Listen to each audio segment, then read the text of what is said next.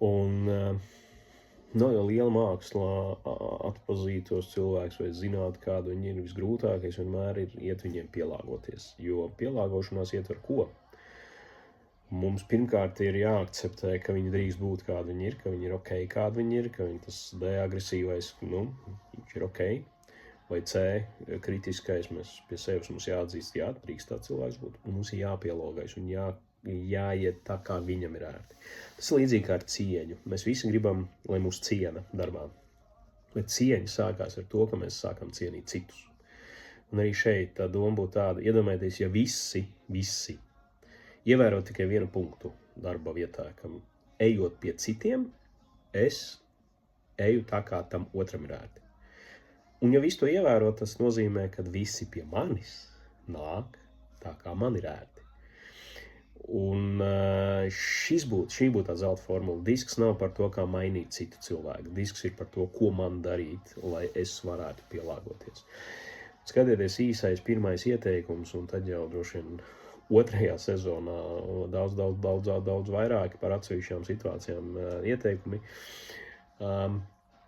D.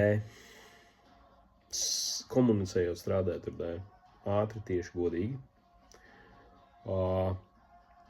Un ejiet ar risinājumu. Ļaujiet viņam izlemt. Necentieties viņu kontrolēt. Ātri, tieši, godīgi. Ļaujiet viņam izlemt, necentieties viņu kontrolēt.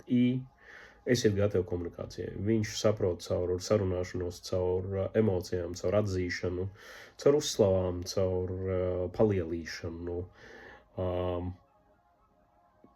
Jābūt gataviem būt radošiem, iesaistīties draudzīgi un tā tālāk.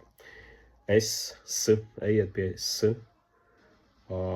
nelielu ievadu, ejiet pie S metodiski, jautājot viņam viedokli, viņš pasaka, viņš pats neteiks, pajautājiet viņam. Metodiski, soli pa solim stāstiet visu. Un, ko vēl varētu pie S pielikt, piedāvājat atbalstu. Piedāvājat viņam atbalstu dažādās lietās. Un piesakieties darīt kopā, viņš ir gatavs darīt kopā. Pie C, dodiet laiku apdomāties, sagatavojiet iepriekš, ja nepieciešams. Esiet gatavi datiem, jautājumiem, pamatotībai, argumentiem, un ja nezināt, neflētējiet, sakiet, ka sagatavosiet.